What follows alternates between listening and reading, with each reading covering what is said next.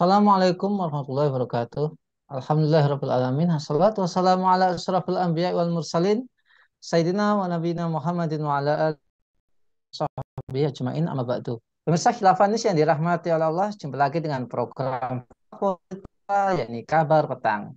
Hari ini kita akan bahas tema-tema terkini dengan narasumber yang kredibel, tentu saja dari sudut pandangan Islam. Inilah Kabar Petang selengkapnya.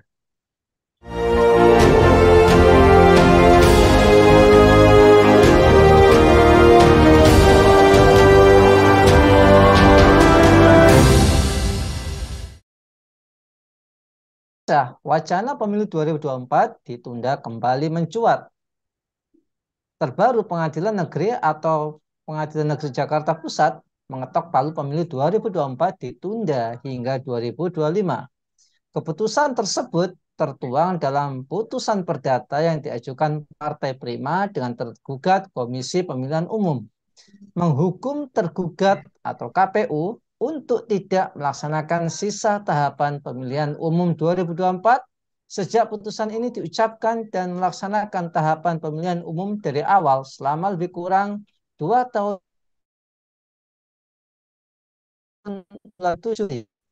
Putusan Kamis 2 Maret 2023. Vonis Pengadilan Negeri Jakarta Pusat itu menambah daftar pewacana penundaan pemilu 2024. Siapa dalang dibalik manuver tunda pemilu? Apa motifnya? Apa dampak penundaan pemilu? Untuk membahasnya kami terhubung dengan Direktur Pamong Institute, Bung Wahyudi Al-Maroki. Assalamualaikum Bung Wahyudi. Waalaikumsalam warahmatullahi wabarakatuh, Kang Nanang. Alhamdulillah. Sehat Bung ya? Alhamdulillah sehat dan tetap semangat. Ini mau saya panggil Bung Rocky kayak petinju, nggak enak. Insya Allah. Bung, apakah ada kekuatan besar yang terus berupaya menunda pelaksanaan pemilu serentak 2024 melalui celah hukum, yakni Pengadilan Negeri Jakarta Pusat yang memutuskan penundaan pemilu serentak 2024, Bung? Iya, kalau kita melihat kontekstualnya seperti itu, banyak yang sudah mempertanyakan apa kewenangan PN Jakarta Pusat untuk mengadili masalah itu. Itu yang pertama. Apa urgensinya dan apa kewenangannya. Dan yang kedua, memang opini ini kan bukan berdiri sendiri ya. Putusan ini hanya menambah panjang deretan opini yang terus diluncurkan di tengah-tengah publik untuk masalah penundaan pemilu atau bahasa lainnya efeknya adalah perpanjangan kekuasaan, posisinya di situ. Nah, jauh hari sebelumnya kan sudah ada duluan, ada hampir semua tokoh partai politik di um, di berbagai media itu menyuarakan isu penundaan pemilu maupun arah ke perpanjangan kekuasaan.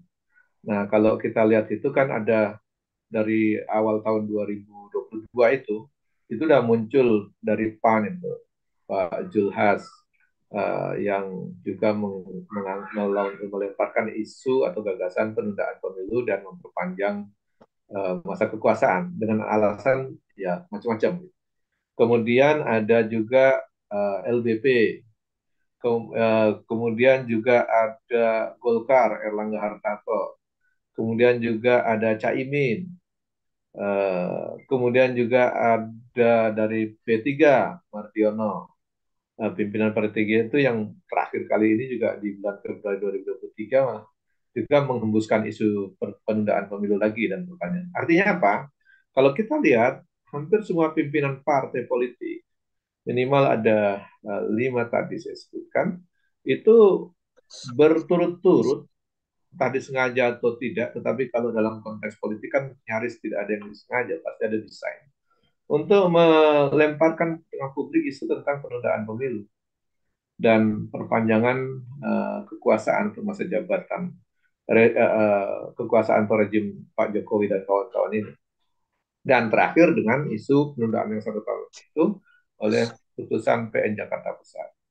Nah, kalau kita lihat di situ, berturut-turut dari para pimpinan partai itu melemparkan isu penundaan pemilu dan juga melemparkan isu untuk perpanjangan masa jabatan pemerintahan, maka kita lihat tidak ada yang ditegur oleh Pak Jokowi. Nah, di situ berarti ada indikasi publik bisa menilai bahwa memang pernyataan itu ya direstui gitu, kira-kira gitu. Kalau Pak Jokowi tidak merestui kan tinggal panggil menteri-menterinya itu yang ngomong itu. Panggil tuh, oh terus ditegur kan gitu posisinya. Atau ketua-ketua partai yang ngomong tuh tegur, nggak boleh ngomong gitu. Kalau memang betul-betul tidak ingin memperpanjang kekuasaan dan tidak ingin menunda pemilu, harus mereka ditegur. Bahkan mungkin kalau pejabat menteri harus di reshuffle, misalnya gitu kira-kira. Karena bandel misalnya nggak mau berhenti ngomong gituan. Nah, menurut saya ini berarti indikasinya memang rezim Pak Jokowi memang ada keinginan untuk menunda bahkan berefek untuk memperpanjang masa kekuasaannya melalui isu-isu yang berturut-turut, termasuk yang terakhir melalui sarana hukum dengan menggunakan putusan PN Jakarta Pusat, isu itu muncul kembali. Tapi ini bukan isu biasa dan bukan kebetulan, tetapi mungkin publik juga bisa memahami bahwa itu by design dan tentu tidak secara kebetulan terjadi berturut-turut seperti itu. Begitu Kang Nanang. Ya, Bung Wahyudi. Apakah tujuan mobilisasi politik pihak tertentu yang bertujuan terjadi penundaan pemilu?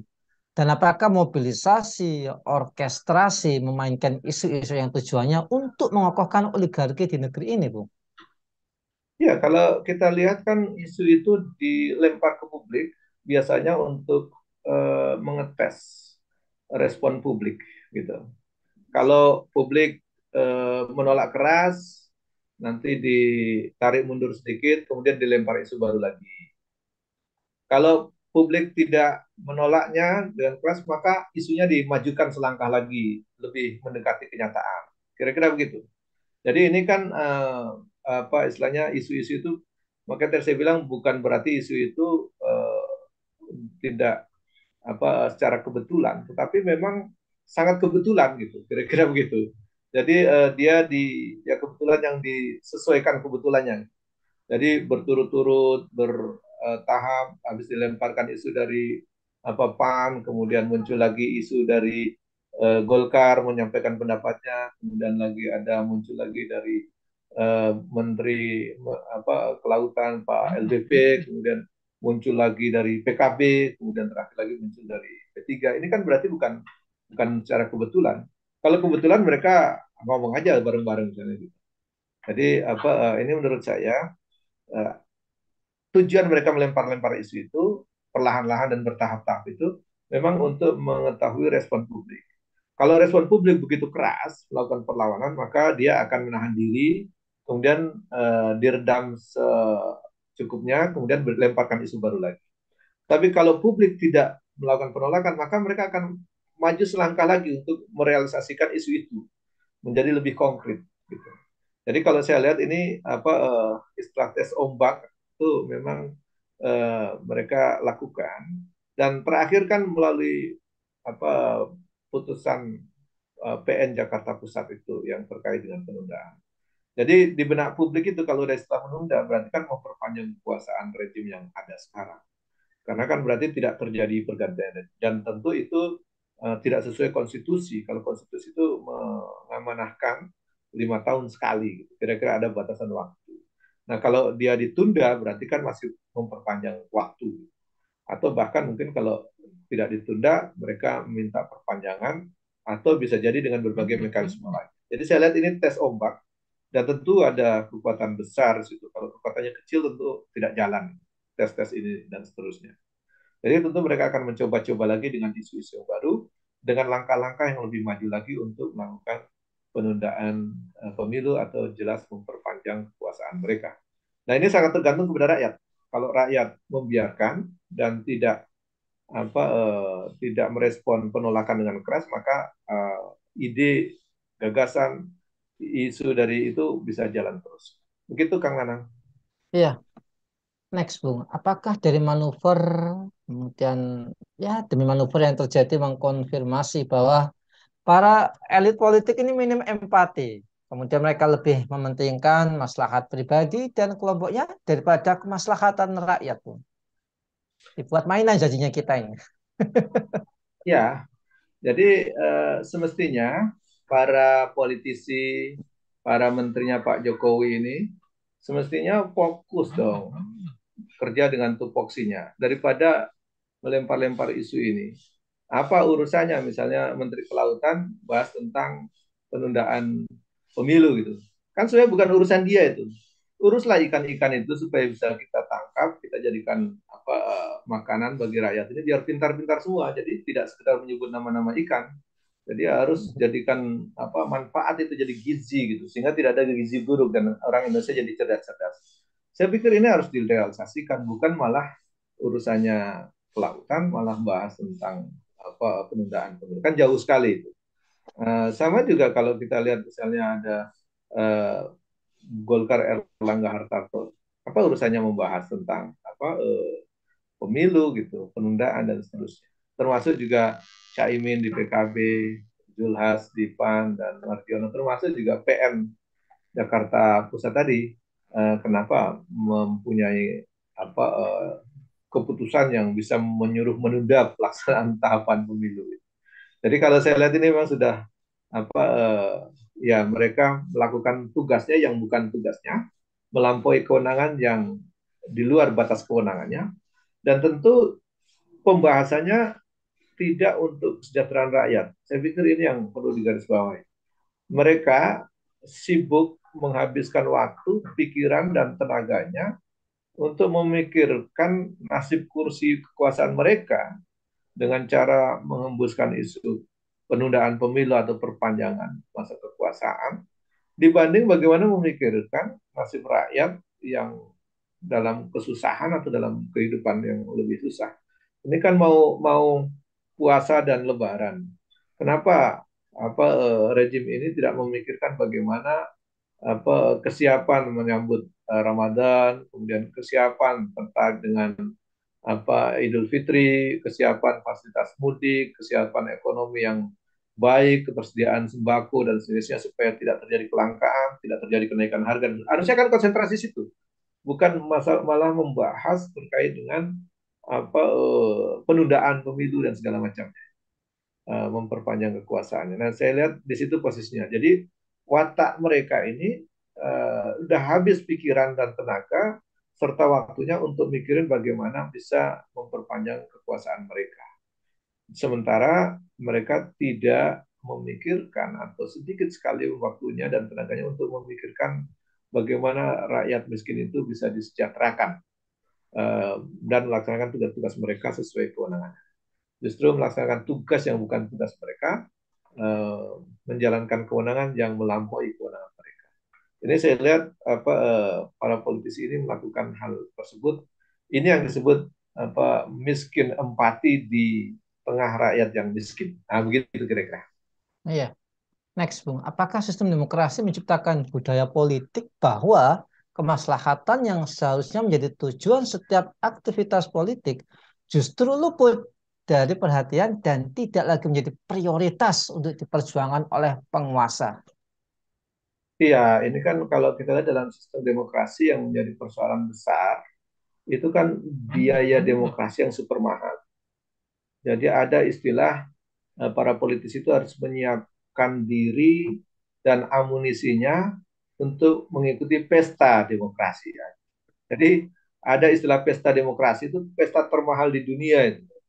Saya pikir tidak ada satu pesta yang menghabiskan sampai puluhan triliun itu kecuali pesta demokrasi ini. Itu belum lagi biaya-biaya yang dikeluarkan oleh para politisi dengan masing-masing biaya kampanye masing-masing. Itu dari negara aja udah puluhan triliun. Nah, ini biaya pernikahan termahal di dunia aja kalah. Biaya pernikahan termahal di dunia itu kan pernikahannya Pangeran Charles dan Lady Diana. Hmm. Itu hanya menghabiskan sekitar 1, sekian triliun saat itu memang.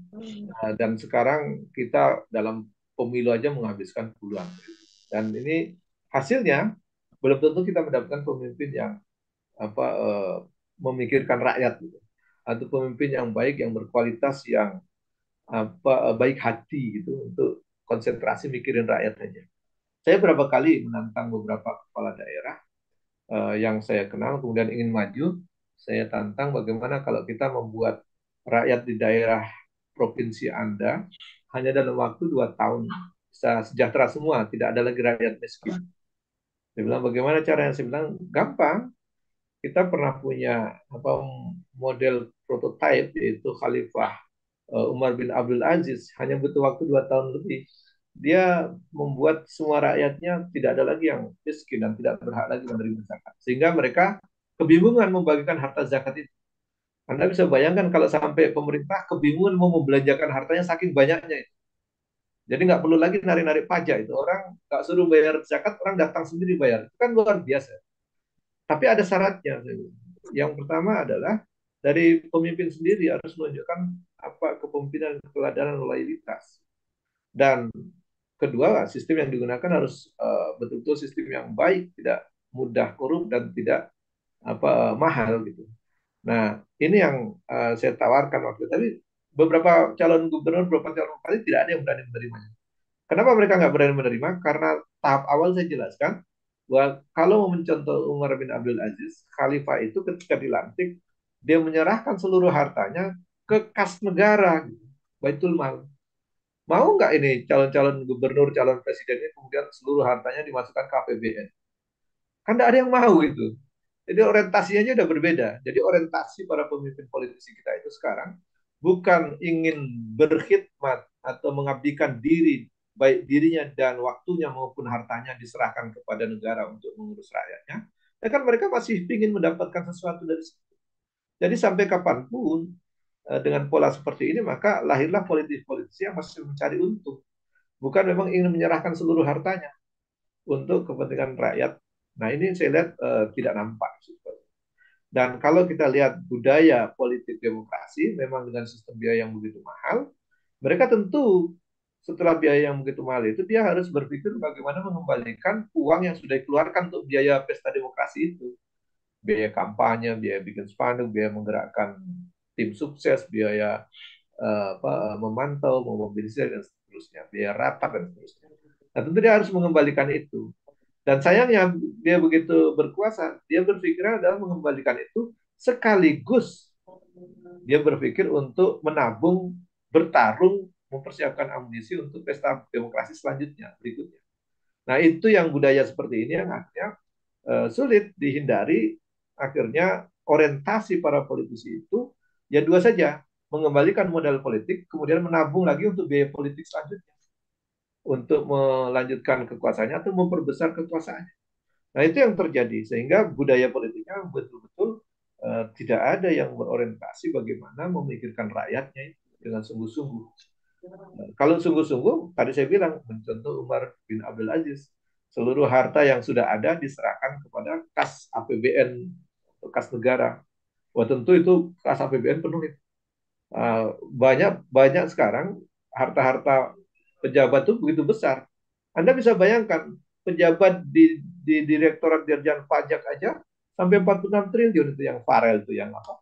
Bapaknya Mario yang melakukan tindakan apa brutal untuk menganiaya orang itu. Ternyata kan diketahui hartanya sampai 46 triliun. 46 miliar. Bayangkan kalau sampai para level-level menteri itu baru baru eselon 2, bagaimana eselon 1, bagaimana para menteri. Itu kalau mereka semua bersepakat untuk menyumbangkan seluruh harta, jiwa dan raganya untuk ingin mengabdikan diri melayani rakyat, mestinya kas negara penuh. Jadi tidak ada lagi orang yang jadi menteri kemudian masih berbisnis. Jadi menteri kemudian menjabat lagi di perusahaan yang lain. Itu kalau sekarang kan masih banyak, coba persen, hampir semua masih menjabat di perusahaan-perusahaan. Jadi itulah yang menurut saya budaya politik seperti ini yang abai, bahkan tidak empati terhadap rakyat miskin, atau bahkan miskin empati di tengah rakyat yang miskin, itu tidak terjadi kalau dia bisa keluar dari sistem politik yang begitu mahal. Jadi wajah politisi sekarang dalam sistem demokrasi sekarang memang nyaris seperti itu semuanya. Mereka berjuang membiayai pesta demokrasi, kemudian setelah itu ketika mereka menjabat, mereka mengembalikan dana pesta itu sekaligus setelah itu mereka mengumpulkan dana lagi untuk biaya pesta demokrasi selanjutnya. Kalau ini terus-menerus seperti itu, kapan mereka memikirkan kesejahteraan rakyat? Ya tentu rakyat mungkin sedikit saja yang sempat memikirkan mereka, atau sebagian kecil saja politisi yang masih bisa memikirkan rakyat, tapi sebagian besarnya mereka berorientasi politik seperti itu. Begitu, Kang Nanang. Ya, terakhir Bung, apakah dalam sistem demokrasi ini melahirkan banyak pemimpin yang tidak amanah? Pemimpin yang memang tidak berniat melayani umat kecuali hanya sedikit dan itu pun hanya untuk politik pencitraan. Lantas apa solusinya bagi umat untuk mengatasi kekacauan politik saat ini, Bung? Ya, memang dengan sistem pesta demokrasi yang begitu mahal biayanya, politisi itu memang karakternya seperti itu. Kalaupun dia membantu rakyat sekarang membagi-bagi kaos, membagi-bagi Hmm. baju, membagi-bagi sembako, itu bukan kategorinya yang memang tabiat tabiat karakter aslinya gitu. Jadi dia karakter pencitraan gitu. Karena dia membagi ingin untuk dipilih, untuk didukung. Kalau politisi itu memang sepanjang tahun pekerjaannya bagi-bagi sembako kepada rakyat, bagi-bagi kaos kepada rakyat, sepanjang tahun dia lakukan itu, setiap dia jalan melakukan itu berarti politisi sejati. Tapi kan kita lihat jarang ada politisi seperti itu. Yang ada adalah mereka mengumpulkan duit dulu, setelah mau masa-masa kampanye, masa-masa pemilihan umum atau pesta demokrasi, baru mereka turun. Ada yang bagi-bagi kaos, bagi-bagi sembako, ada yang macam-macam gitu. Nah, ini menunjukkan bahwa karakter politisi sekarang lebih pada pencitraan. Ya kalau kalau bahasa agamanya apa ya? Ya bahasa agamanya ria ya, kira-kira begitulah. Ingin dilihat orang. Makanya praktis kalau mereka bagi-bagi ingin disuting, kemudian ingin diupload kan gitu kira-kira. Jadi tidak ada orang yang membagi dalam sesuai dengan ajaran Islam. Tangan kanan memberi, tangan kiri nggak tahu, itu nggak seperti itu. Kan biasa sedekah itu yang bagus itu tangan kanan memberi, tangan kiri nggak tahu. Artinya yang memberi itu memang ikhlas karena apa dan membantu orang lain, bukan karena ingin dipuji atau ingin mendapatkan sesuatu balik. Tapi mana ada politisi yang membagi-bagi kaos, bagi sembako, bahkan membagi uang itu secara sembunyi-sembunyi gitu.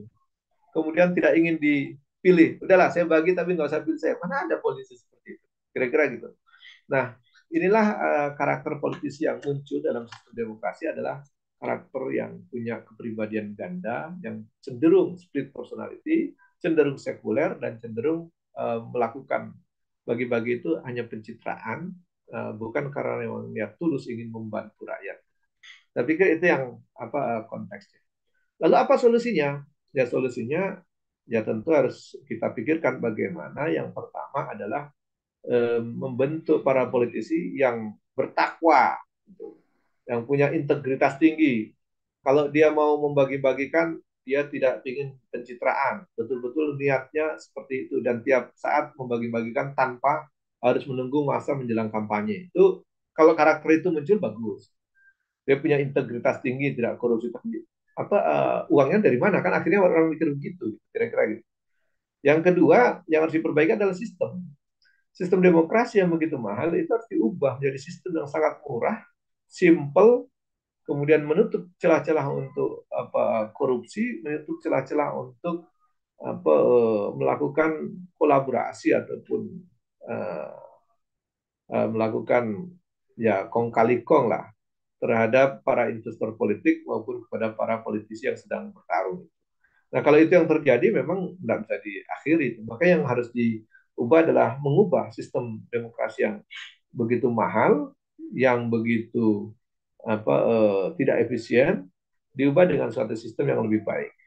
Dan tentu kalau kita Muslim, tentu kita harus berkaca kepada tokoh-tokoh Islam, sejarah Islam, bahkan kepada ajaran Rasulullah Muhammad SAW, bagaimana mengelola pemerintahan, bagaimana memimpin masyarakat, bagaimana mengurusi rakyat dengan sistem yang pernah dicontohkan oleh Rasulullah SAW, yaitu sistem Islam. Saya pikir itu yang perlu kita lakukan perubahan setahap demi setahap, memperbaiki sistem, kemudian memperbaiki SDM kita atau para politisi kita, baik SDM pimpinan maupun SDM di masyarakat harus punya kesadaran yang sama, bagaimana mereka bisa mau menjalankan sistem politik di masyarakat yang murah, efisien, dan tentu bersih, yang tidak banyak manipulasi atau tidak banyak dengan dusta maupun pencitraan semata. Saya pikir kalau dua itu diperbaiki, insya Allah politik ke depan jadi lebih baik. Terima kasih. Assalamualaikum warahmatullahi wabarakatuh. Alhamdulillah, terima kasih atas pemaparannya, Bung Wahyudi Al-Maroki.